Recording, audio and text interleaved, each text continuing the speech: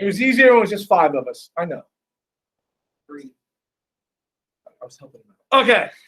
So we're recording now. So the reactions to the Industrial Society. Here we go. In fact, one of the PowerPoint that begins the Industrial Revolution, it begins with somebody laughing. So there you go. Massive changes caused, it led to reactions. All those changes we spoke of yesterday, all the child labor and the working conditions, the development and evolution of various classes and then gradations within classes led to support for this process, and it led to people who said, I don't like this process and I disagree with this. This isn't the way to do things. So, 2 sides to everything. The astute person listens to both sides. All right. Nice hats. The entrepreneurial class supported the free market, supported free element enterprises, elements of capitalist system, outlined by Adam Smith. So how much government involvement do they want? None.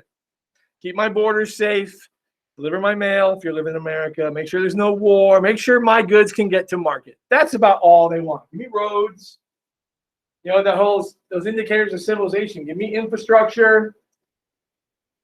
All right. The great hat. Okay. I don't think I can pull that off. Yeah. She does like that. I've always wanted to dress in period. Like just comes to I like that kind of money. I can't store any costumes. All right, and I can't sew. So my thing with fashion is always though, who thought 8 feet a hat? Who thought that was just a good look? A short person. Quite possibly. Then you put it. Equally small people. All right. So this is The Wealth of Nations. This is the basis of modern economic thought, written by our good friend Adam Smith. Well, I don't know him, but Englishman, a philosopher, believed in the notions of a free market economy, believed in the idea of the invisible hand. Anybody? Ever heard of that? Come across it in the readings? Anybody know what the invisible hand is when it relates to economics? Nope, not God. Well, would David want government involvement in economics? And the government's hand is very visible. It is not invisible. All right. Hold on. I'm not going to answer that question. Let's see if you guys come up with it. Okay. There he is. We believe government should follow a laissez-faire, a hands-off policy, non-interference. Kind of a every man for himself. And in some cases, women. Women were allowed to be entrepreneurs. In certain parts of the world. If your product is good, people will buy it. If your product is ungood, people won't. Let the market decide. In a free market, the market decides who is successful and who isn't. Economically. That's what he believed. Laissez-faire, yes. Smith argued that in a free market, the economic laws of supply and demand, that's what does it. There's no need for any government regulation. Do people want it? Can you supply it? Can you meet the demand of the market? Can you sell it at a price that's going to keep demand? There's no need for the government to get involved in any of this. The consumer will make it work. So this is true capitalism because it's the individual investing their capital into a business, and then they sink or swim. That's a free market economy.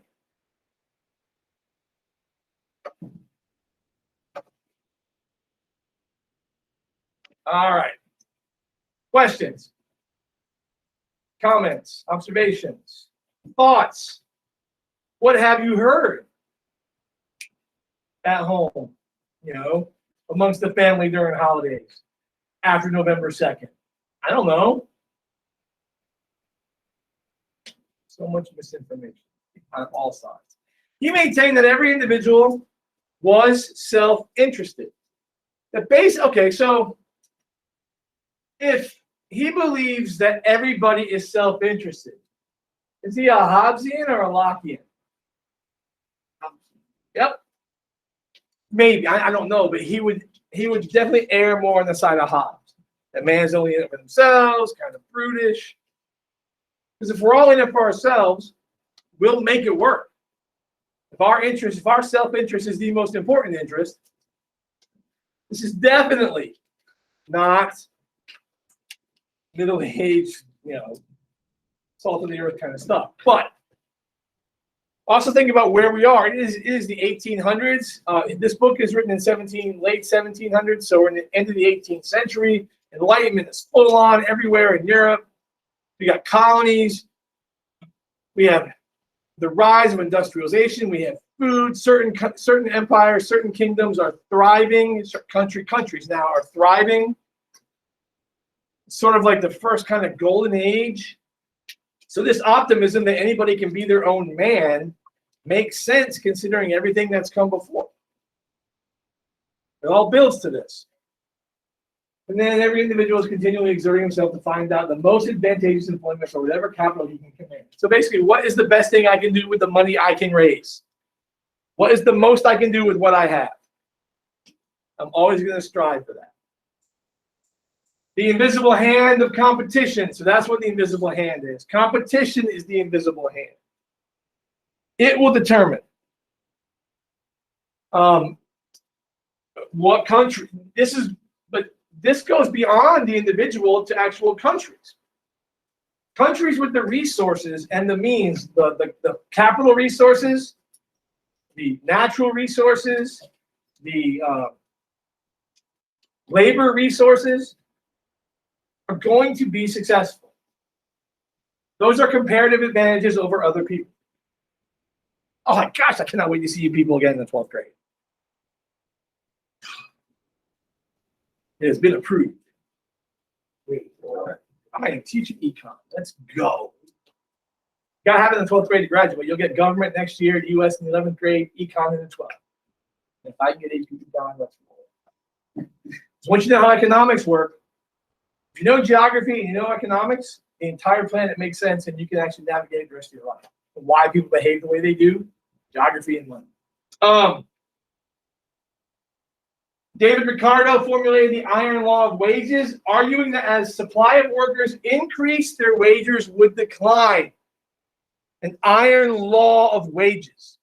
Again, it's supply and demand, only now you're looking at labor. If you have a ready supply of labor, that means there are more or fewer jobs. Fewer. And if there is more labor than there is work, if there's more labor than there is work, then they're going to take a job. It's only going to be $5 an hour, but that's the only job there is. So you take it.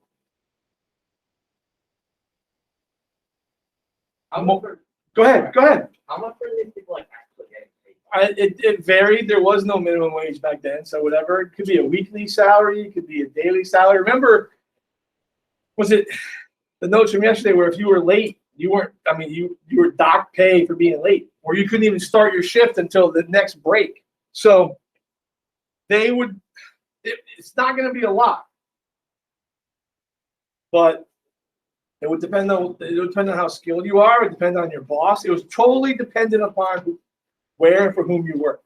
There was no fixed wage anywhere. Ricardo envisioned a bleak future for the working class. This future, he was anti-union, anti-raising wages. The businessman, the entrepreneur, the capitalist of the 19th century was not pro-union. That should surprise absolutely positively nobody.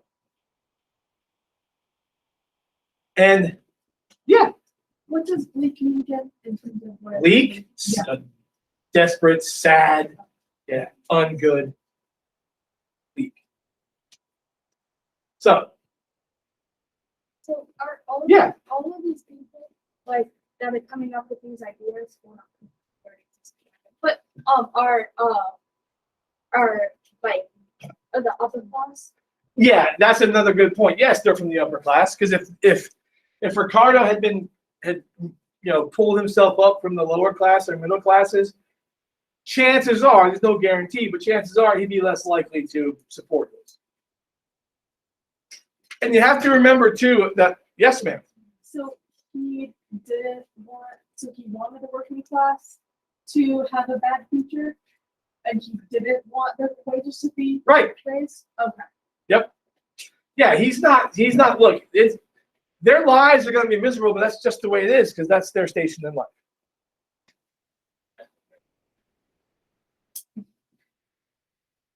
Yes, I've got to remember now that I'm recording. I should say yes. Yes, go ahead. There was no minimum wage. Yes.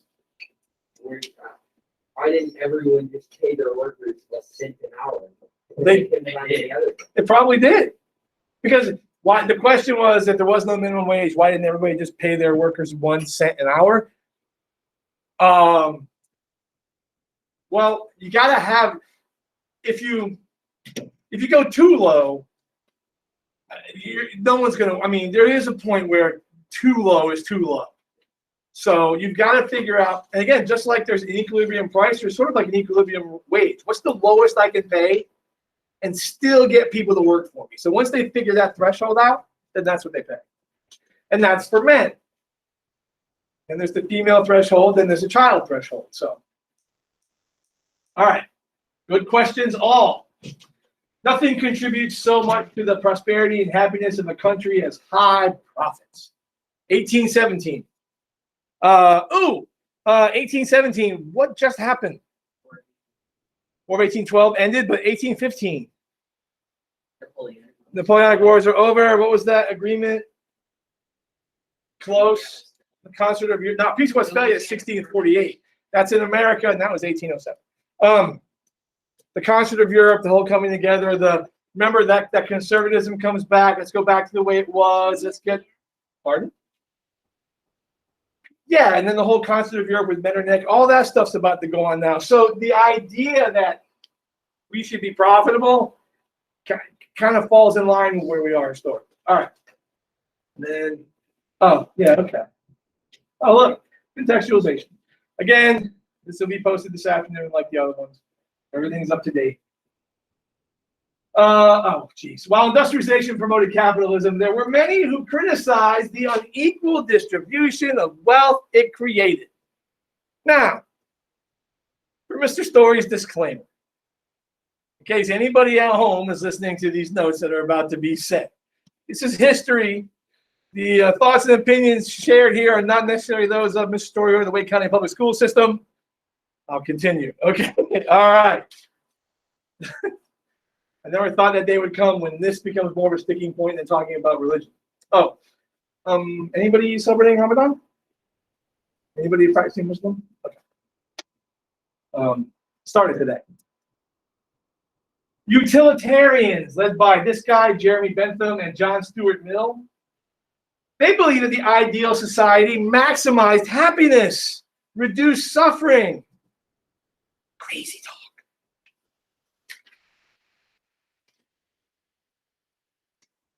All right. No. Anyway, remember you got to pose for a long time for a painting. You can't really move, so smiles will be hard to keep for a painting. So straight faces and frowns are easier. It takes more muscles to smile, right? No, it takes more muscles to frown. Yeah. It takes more elements. Not actually frown, but that's like a resting thing. Right. Not a bird gallery. Come All right. Utilitarians encourage the greatest good for the greatest number. You know, like Spock. The needs of the many outweigh the needs of the few. Or the one. Yeah. I can't go back for 1 second. You're welcome. What, the word suffering? Yes. Okay. With the government providing a social safety net for the people. Clutch my pearls. My gosh. Government safety net. Craziness. All right. But that's what they believe. Because remember, the economic people, the capitalists are following enlightened ideals. They are. These people are following enlightened ideals. The idea that with our big brains, we can solve any problem, anything that we think is a problem. And now we're starting to look at social issues, poverty, education, later freedom and voting, but baby steps. And again, if this generates questions here or here, we want you to ask them. If something doesn't make sense when we're talking about it, if you heard differently. This is the purpose of school, is not filling you with answers, but helping you figure out how to ask a better question. Yes. Social safety net. What's it sound like?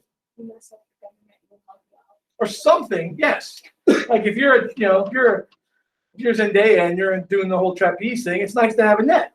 Okay. Or her brother. Okay. You all know the reference, so I don't want to hear it. Yeah. All right. So we should, but we won't.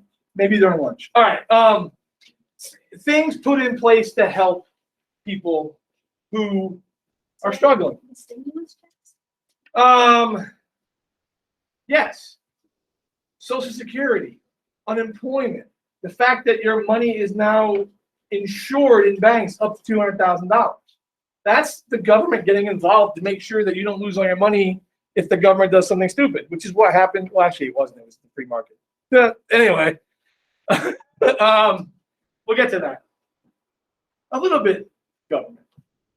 Frustrated British workers known as the Luddites. These are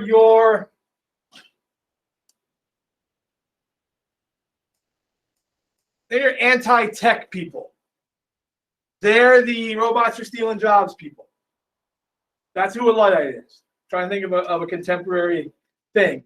They, things were fine making things in our houses. Now you got all these newfangled machines and blah, blah, blah. They would go around and destroy them. Because they were taking away jobs. And because they saw it as this whole sort of corporate thing. The teacher who doesn't use technology, we jokingly in the history department call Luddites, who sit there and just lecture and have all their notes on pads, and their rooms are minimalist. They're excellent teachers. They just prefer it that way. Yeah, but he's a self-described Luddite. All right. And then they get a letter sent to a Huddersfield mill owner, 1812. Anyway, there you go. And there they are. These workers frustrated. Machines replaced workers, forcing them to accept lower-paying jobs. If you knew how to spin or sew or card wool or anything, those are skilled. You can make more money. Now you just go to a factory and you pull a lever, a bunch of cars, do whatever. And everything you've done your whole life, your whole way of life, what you've known, what you equate as being what makes you who you are, is being taken from you. So listen to this anguish and this disappointment and this anger, because it hasn't gone away 200 years later. It hasn't. But there are, in my opinion, they're not completely wrong, but there are cures the wrong word, but there are methods and tools that you can use to aid them to feel less like this. All right. Luddites to put down all machines hurtful to commonality. So again, that whole little triangular area was Luddite haven. Pizza pie. Okay. Workers gradually realized that labor unions, not smashing machines, might lead to better conditions and higher wages. Because if you don't smash the machines, you can still work while you try and make a labor union. Except, what was one of the stipulations for working back then? You couldn't talk to anybody. This was part of the reason why.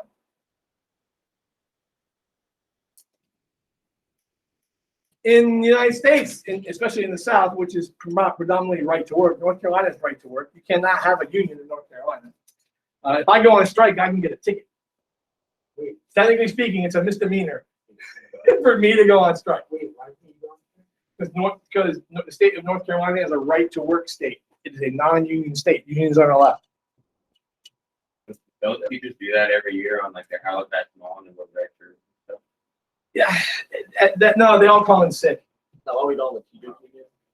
We have a teachers union, but the only reason I have it is for legal counsel because I teach in high school. And I mean, parents have sued teachers for their kids not getting into the school they wanted in this state. Isn't there some kind of thing Now, where every time so far, the judge has said you're crazy. But one day, someone's going to win. And that's why I have my union, so I have $1 million worth of legal counsel guaranteed. Yeah. isn't there some kind of thing where if a teacher works a certain amount of years because they're union, and if they're garbage, they can't be fired? Yeah, that's one of the bad things about unions. Unions, there's good and bad to unions. That's one of the bad ones. Huh? They don't have that here? No. No. We don't even have tenure anymore. All right. Anyway, I'm not that upset with it. If you're not good, you need to go. And if you're not willing to get better, you need to go. The Combination Acts prohibited British workers from organizing. So this law, this parliamentary law in 1799, forbade you guys coming together to discuss, like forbade meetings to have a union. How they know that? Well, England has police by now. Yeah, but could they just be at someone's house or? Sure they could, but okay. But it's like any other crime. Everybody speeds. It doesn't make it illegal. If you're caught, you're caught. But what do you think's the ultimate penalty here? Losing your job. Okay, that's a huge thing to hold over someone's head in 1799 or today. All right. Well, anyway, British trade unions gained full legal status, including the right to collectively bargain and to strike. Okay, these are new terms. A collective bargaining agreement. You hear it in sports, baseball, they have it. All Major League Sports have a collective bargaining agreement. Who is the agreement between? Whether it's a sport team or this. Who are the two groups at odds in every business? Labor and management. Labor and management. It's an agreement worked out between labor and management. This many hours, this much wage, this much time off, these days off a year, things like that. They hash it out. They come to an agreement and they sign it. And they sign it for so many years. You can't bring it up again. This is good for 5 years. Don't ask me for more. So make sure you get what you want. Sports have it, yeah. What does it mean by collectively bargain? I'm just saying. The idea that that labor, like the people who, like the 5 of you represent all the labor in a factory. So you all will come with labor's demands. And these 3 gentlemen here represent management, and you'll hash it out. Okay. Here's what we want. Here's what we'll give you. It's just like, okay, so like a compromise. It is a compromise. It's a legally binding compromise. And you all know that in a compromise, nobody's happy. Think about it. Nobody's ever truly happy in a compromise because nobody truly gets what they want. You get what I can deal with that. All right. Any questions out here? Okay. And then you know what a strike is, right? That's a work stoppage. British workers also engaged in direct political activity. They're starting to run for office. That's direct activity. What would indirect activity be? Voting for people or running, helping support a candidate. What? Nominating, things like that. So, but to take direct action is to actually run for an office and be labor. Not to be labor, but like the role of labor. Wordsmith humor. My bad. Okay.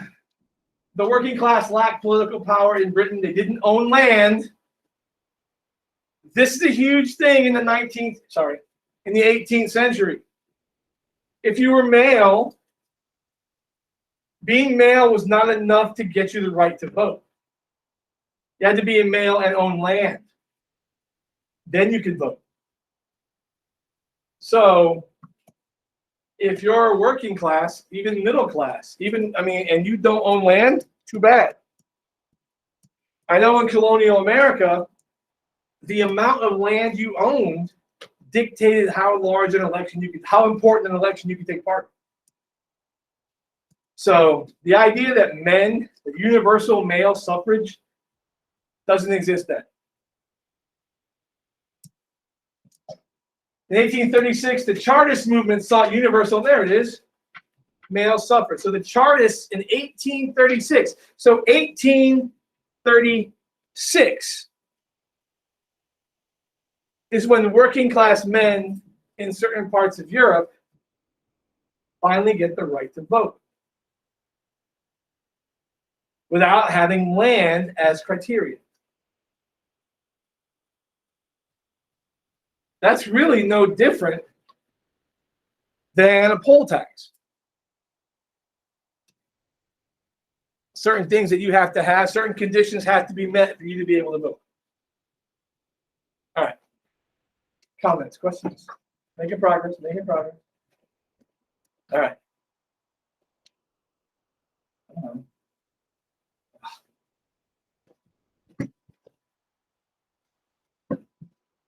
Okay. A vote for every man 21 years of age. The idea of a secret ballot, which means that before then, it wasn't a secret ballot. It's like show of hands. Maybe they played 7-Up. I don't know. No property qualification for parliament members. So again, this is opening it up so you get greater representation, different people being involved in the process of making decisions. Annual parliamentary elections. So again, no people sitting there for life. So apparently, when you look at these changes, apparently a parliamentary position seems rather Supreme Court justice-y, that you're there for life. But having elections, at least on paper, lets the people think that there's a chance for change in the vote people out. Remember, voting is a revolution just without guns, usually. All right. Yeah. So, like, what did the Chartist movement look like? Because those are some that's some huge changes that they're making. Well, you have to look up and see like who was involved in this, and chances are that anything this groundbreaking is going to be a middle class, upper middle class. It's going to be people who are actually driving Britain's economy, and it might not be a bad idea to get them on your side. So, it's Why would they want that? who? The upper middle class people who did have land able to vote. Why would they Because the upper middle class people didn't all own it, and if they didn't own enough land. But this is like if you own a factory, good for you. You have the money. You're probably one of them. But if you're running the factory, you have no say. It's almost like taxation without representation. Just 50 years later. Remember, doctors and lawyers and people like that aren't in Parliament because they're not the landed people. They know this. They're not old money. This is allowing the new money to have more of a say in their lives. Britain passed the Reform Bill in 1867. So by 1867, most urban workers get the right to vote. So it took 31 years for city folk, for the poorer worker, to get the right to vote. Running headlong into reform. All right. So it is still a gradual, it's still a process. It is gradual. It is not overnight. It is, and England is seen, well, England's in the height of conservatism back then. England is, trying to be as liberal as policy, politically and economically. It is well versed. It is well into its empire stage. So England has a lot of irons in the fire at the moment. And again, identify the historical circumstances which cartoon was created. Okay, contextualization. So 1867, there's stuff going on. Mill's logic or franchise for females. Okay. Why do they have to two names? Family. Wait, the Bills? The drawing. Where? Mills Logic or franchise. Well, depends on how you're looking at it. Because it's Mills Logic to one group, it's franchise for females for another group. It can have dual meanings. Things have dual meanings. Sometimes words have two meanings. Just ask Robert Plant. Why would they write that? I wasn't there. It's a political cartoon. I don't know. Okay. Oh, school. In addition to voting rights, many industrial countries established free public education. Well, you know what they mean by free public education. Okay. All right. Look, you don't have to pay an entrance fee. You don't. Your parents don't have to pay a fee per head, per child. Taxes are what taxes are.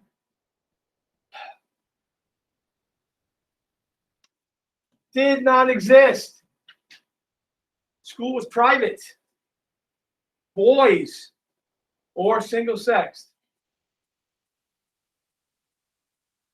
But the idea of a publicly funded education, and it's for these two reasons initially. Provides more, the more you know, the more economic opportunity, more doors open for you. That hasn't changed. And oh my gosh, how I wish. If you know more stuff, you're a more informed voter. There is no excuse for any of you not to know what is going on in the world. Thank you. Yep. Not to know what's going on in the world, not to know what's going on in your state, in your county, in your town, other than you don't care. And I don't care if you're 15 or 85. The only reason to not know is if you don't care. And if you don't care, don't complain. You have a supercomputer in your pocket or on your desk. You have all the information you need. How to discern good from bad should be something school should be spending more time helping you with. But to not know, just because you don't care. They didn't know, and they didn't know what they didn't know. They're too busy working to feed their families to be educated, but now they're realizing, well, if my son can read or write, then he can get a better job on the floor. He maybe move up to floor manager or shift manager, and there's more opportunity. When schools opened up, you would not see me. Teachers were female, and they were single, and they lived in a teacher house. They all lived in one house. When they got married, they had to stop teaching because they had to go be mom, which is a much more important job. If you were a male teacher, you better be a professor. All right. Early 1800s, socialism developed in opposition to laissez-faire practices. Socialism develops to go against the economic inequalities of industrial society. Remember, Islam is a belief. Where is it? There it is. So it's a belief in society or in the idea of a collective, the idea of things of that sort. So socialism is not new. It's 200-ish years old. Yes, Ben. Sorry, yes, sir. What is laissez-faire? Hands off. The government leaving you alone. To fair is to be. All right. Fair. All right. There we go. Yeah, the upper class, the middle class, and the lower class. And those triangle slices are not to scale. So these are nice and evenly distributed. Wealth is not.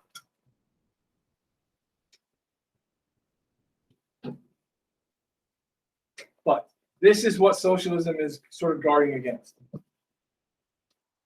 All right. Many forms of socialism. Many forms of socialism include the idea of government planning of the economy. This is especially popular amongst the working class. There is not one size fits all socialism, nor capitalism, nor communism. And remember, they are just economic systems. It is just something that exists on paper. It can do nothing unless put in motion, typically by a government. These are economic systems. These are ideas and philosophies. And in all actuality, they are not good or bad. They are just things. Nothing is good or bad. It's all in perspective. It's all in perspective. Inherently. Nothing is inherently. All right. Anyway, again, another lunch chat kind of conversation. Getting all philosophical in my elderly days. Oh, I know who this is. Nope. Oh, utopian socialists advocated social and economic planning to create perfect societies based on cooperation, not competition. Sing it with me. Because, oh, and this together. Because it's, why not? The most good for the most people. Anybody remember didn't we reference a book written by Thomas More called Utopia? What is it about utopias? Why are they ironic? Yeah, they don't exist. They cannot exist. In 9th grade, the literature used to be dystopian. Hunger Games is the opposite of utopia. It's everyone for themselves. It's one person.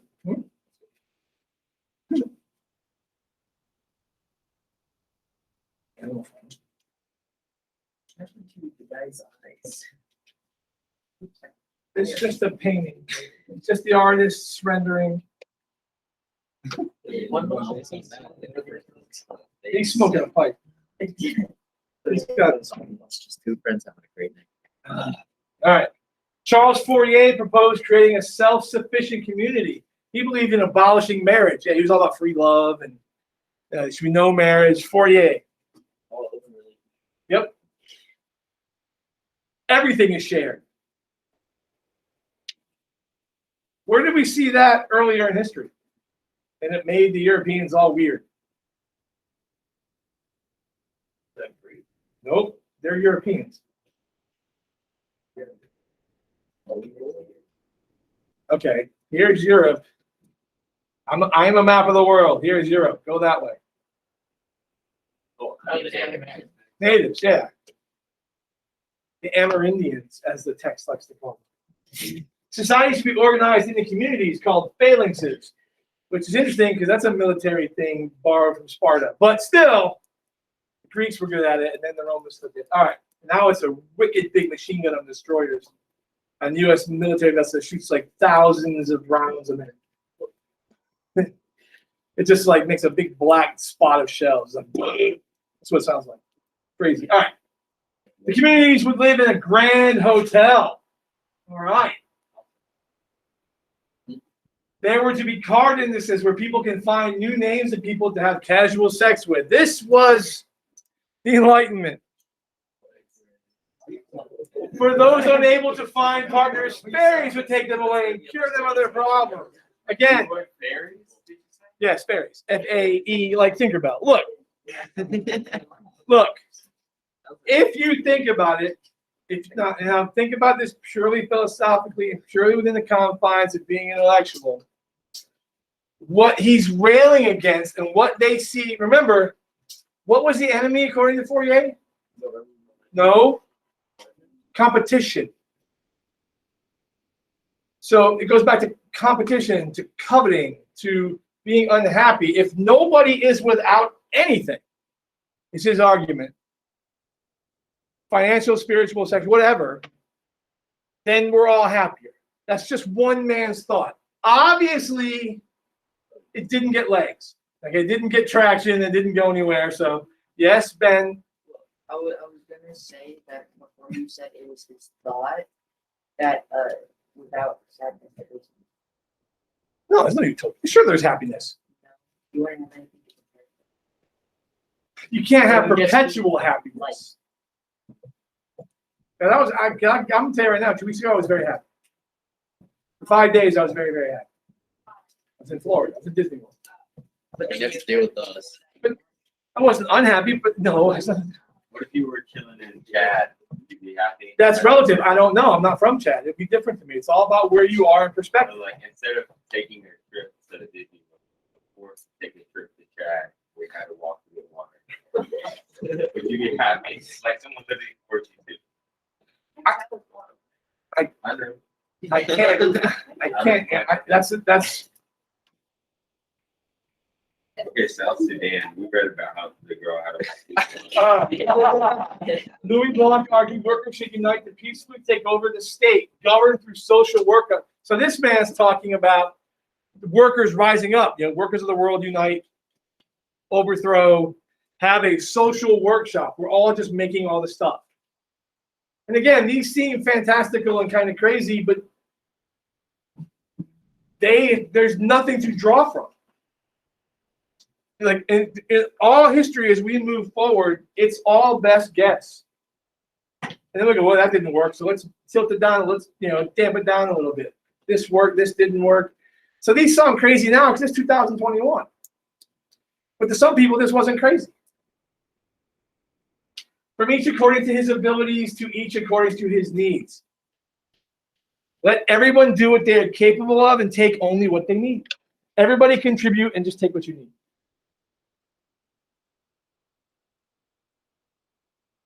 Property is theft. Joseph Proudhon opposed private property, opposed religion, and favored anarchy over organized government. This is not question? Okay. That would have been cool. It would have been every single day. Okay. All right. Sorry, we go back. And goodness gracious, that's a big quote. I'll just skip that. Okay. So you are going to get anarchists during this time period as well. One of my favorite books during this time period is called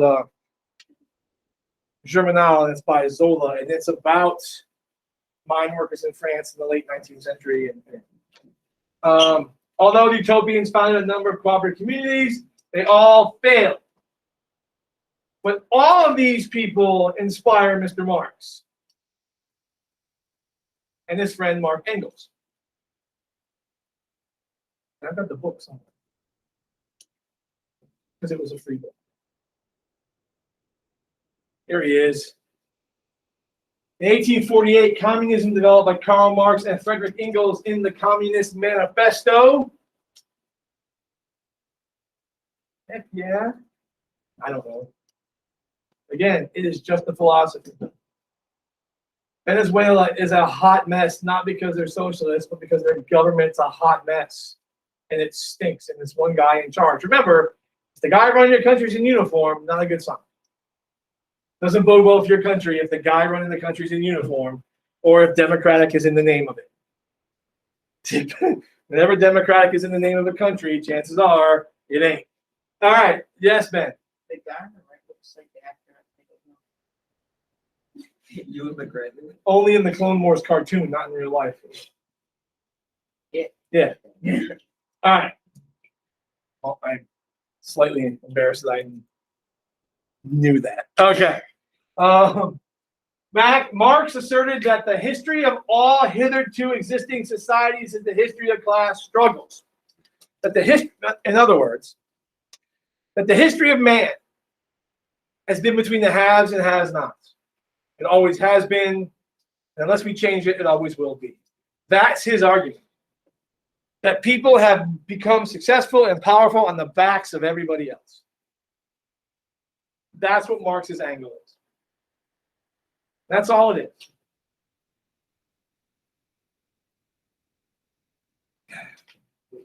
Yeah, we're almost there.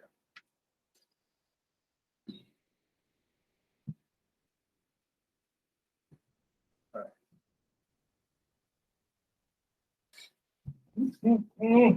Ready? Remember, it's recorded and it's going to be online, so if you missed something. Marx noted the Industrial Revolution increased this class struggle through the further polarization of society. By its makeup, he is saying, it is pulling these groups apart.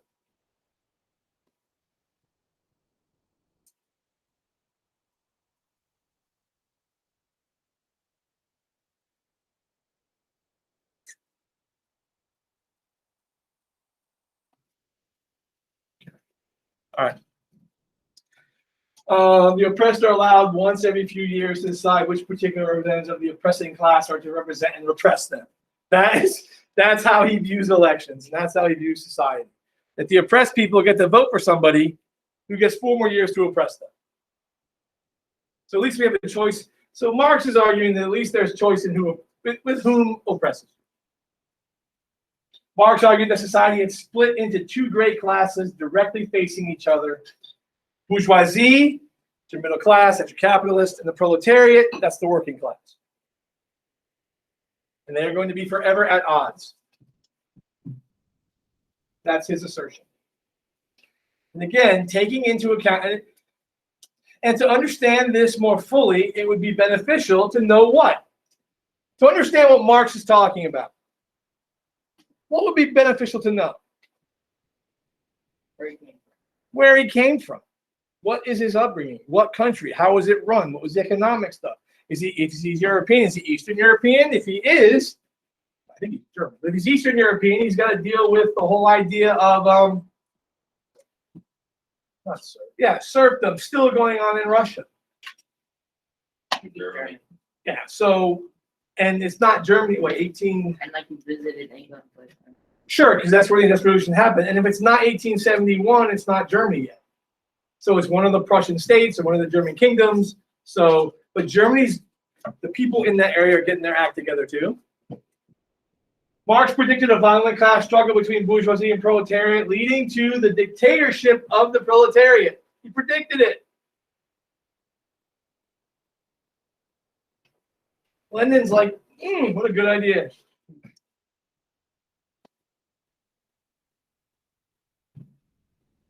In a way, the French Revolution predates Marx. You have the nobility. People are tired of getting trampled on. The voices are even smaller. Remember, the gap in France was larger. 5% of the population controlled 95%. And part of that 95% had a lot more wealth than that 5% and no say. So, the French Revolution is sort of a proto-Marxist uprising in a way. Not the working class, because we haven't quite industrialized yet. I mean, it's just starting. But the idea of two diametrically opposed groups. Let the ruling classes tremble at the communist revolution. The proletariat workers have nothing to lose but their chains. They have a world to win. Working men of all countries unite. So does the dictatorship mean like the proletariat will rule, or like they'll just be? He believes that they're going to rise up and eventually and still lose. That's what he predicted. Yeah, given its current, without change, if the status quo continues, they will rise up, but they'll lose. They need some other things have to take place. Communists have no class. Okay. The dictatorship of the proletariat would be a transitional phase leading to the abolition of all classes into a classless society. So, the goal in Marxist socialism is a completely classless society. It's just people. And again, it's an ideal.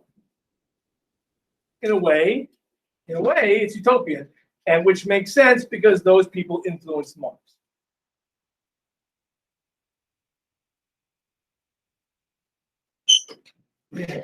All right. Class of society, communists, would share work equally, share power, no government, and share profits in his idealized form. It didn't even make it to Lenin in that form. Yes? has there ever been like a true Marxist? Probably not, because someone's got to be in charge. As soon as someone's in charge, no. Sort of like as soon as the government does anything to help the workers, you're no longer a free market.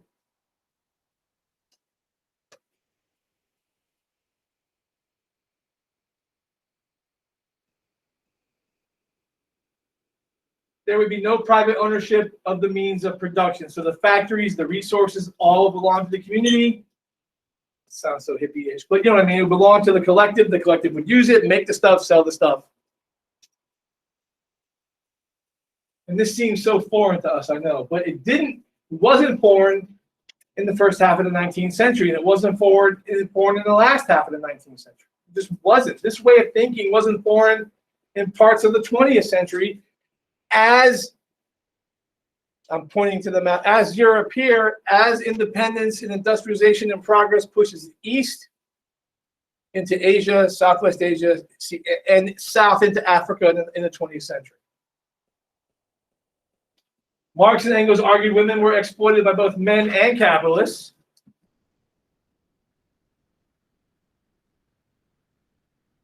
True. Communism does not allow religion, claiming religion oppresses people.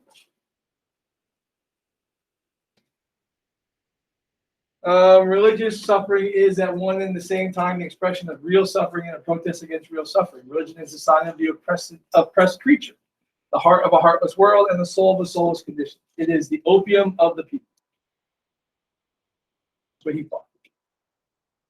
Here are some very famous communists, and no two are the same with respect to how they ruled or how their economies worked or what they allowed or did not allow. But Ho Chi Minh actually studied in Europe. Kim Jong-il and his father studied in Europe. I don't know about Fidel. Stalin was Russian his whole life. Rumor has it, Lenin said, don't choose him to follow in my footsteps. All right. Some nations adopted Marxist ideas, Russia, China, Cuba. Marxist ideas, not full-fledged. They take it and make it their own because each culture and society is different. These are just ideas, philosophies. They're not one size fits all. Again, before we start casting aspersions and looking at other countries and criticizing what they do and how they work, it would be beneficial to understand how that country got in that position in the first place.